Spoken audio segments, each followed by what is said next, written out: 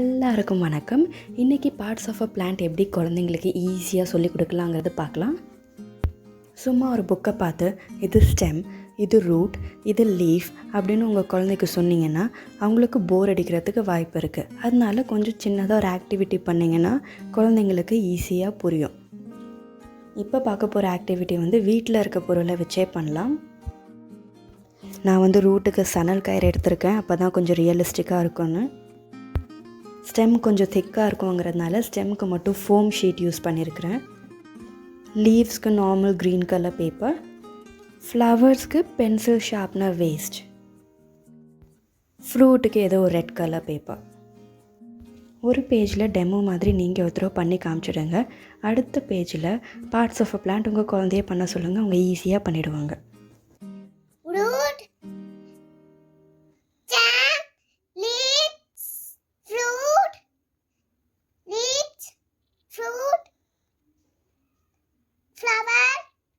இந்த வீடியோ பிடிச்சிருந்தா லைக் பண்ணுங்கள், ஷேர் பண்ணுங்கள், சப்ஸ்கிரைப் பண்ணுங்கள், மறக்காமல் பெல் பட்டனை ப்ரெஸ் பண்ணுங்கள்.